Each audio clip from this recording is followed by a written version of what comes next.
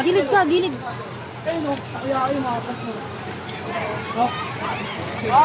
Master Raiden. Yung tawag niya sa Marjobit, paso yun, may atas sa mga kanta. Yan o, daga.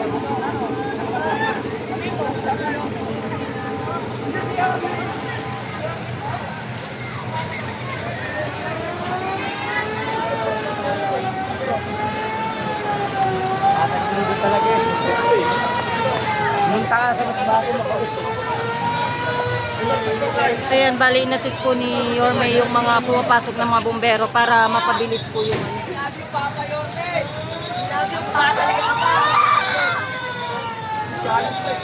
dami na siya.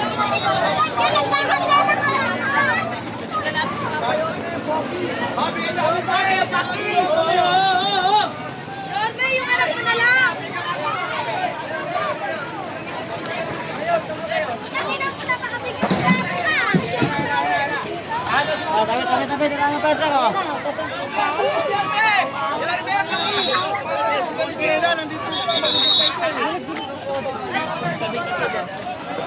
Yorme ba?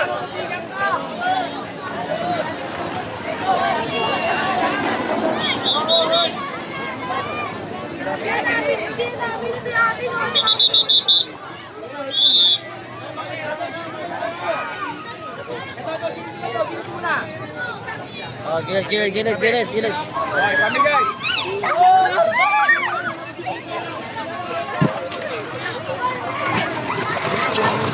Yung tumulong na po sa pagkatapos. Yorme, magpakis! Gilid mo na ito, gilid mo na ito! Ibata! Idol! Ano ba?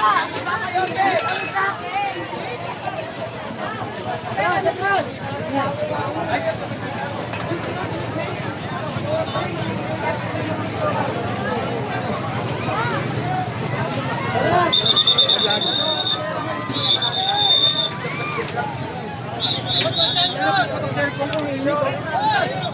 Sama na mga sali.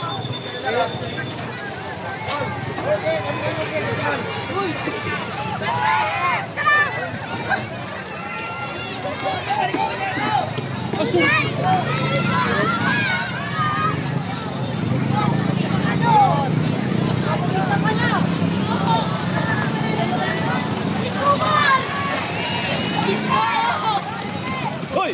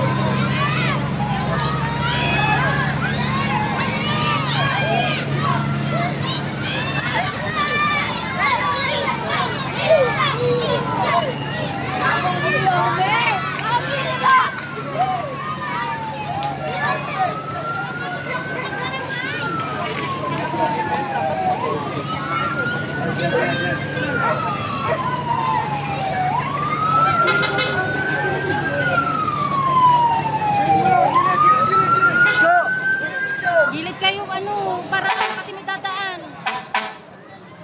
Para makadaan.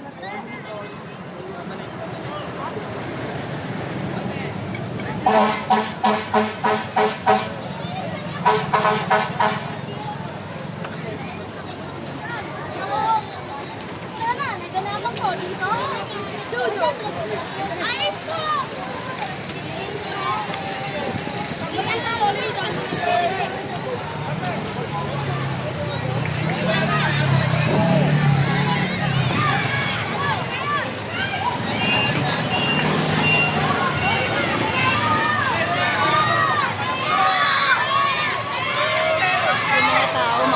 bayan.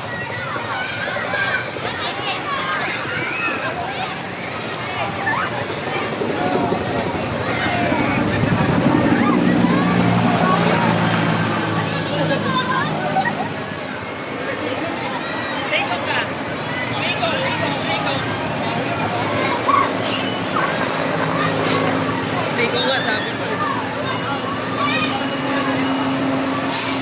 May amoy yung tubig? Hoy, tasan ko yan. Ano bang silang blower? Okay na, okay na. Isa-isa lang.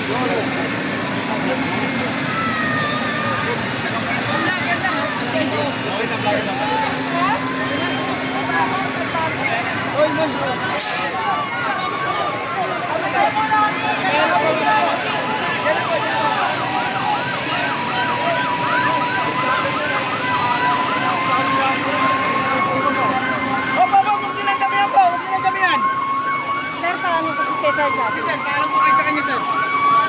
Kaming dalawa po. Thank you, sir. Paano si Ponce?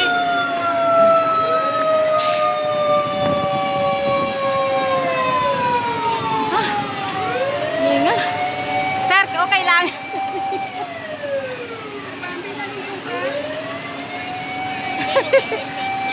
Exercise. Baho! Yung baho. May ano yun?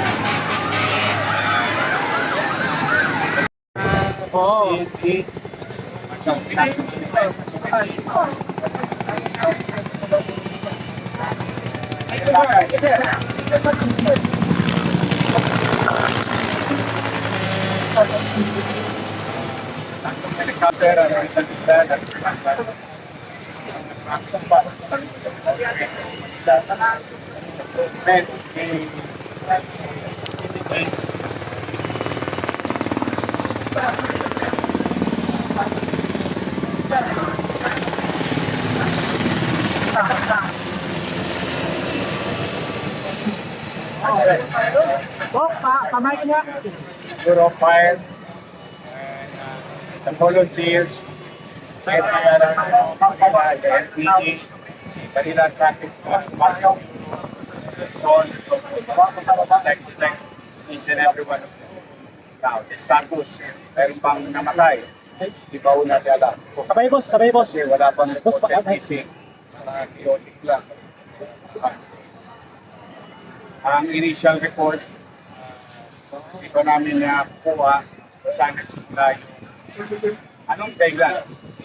So, what did happen in building 9? So, yun na muna. And our most grateful to DepEd, our superintendent.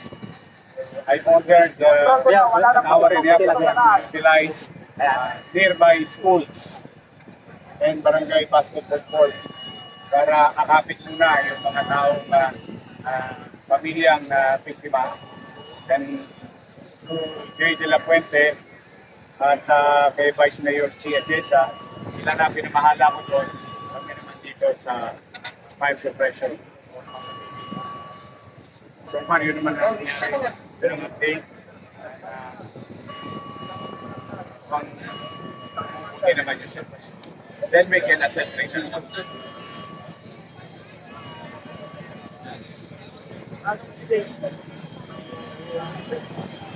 We have 7 hospitals. An hour and a half. Ready to direct. Safe, tawagan po. Manila Health Director Grace Manila. High alert yung ating ito, ating hospital. Sir. And all the health centers in my area put into high alert. So we are ready. So far wala pang reporter.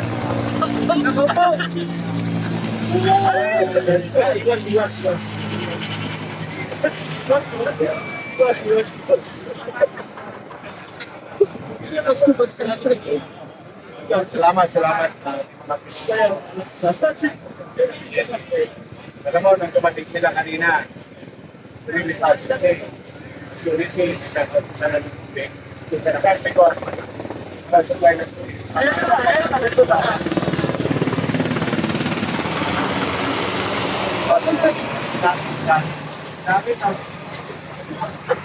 Magaling talaga yung piloto. Kidding aside, magpasalamat kami sa BFT, sa volunteer. Really helps a lot. Kasi sila yung nandito. Marami pa kami tubig. The challenge is, yung mga nauna, wala na tubig.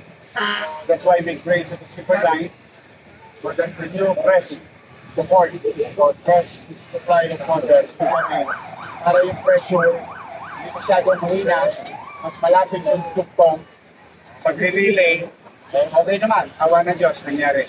Okay? We're very grateful na everyone is cooperative in the situation across agencies and volunteers. Agencies of government. We'll update you later on. 100 families. So far, ang tangang bana namin, nasa 725 families na. Ang tangang namin, nasa 25 families.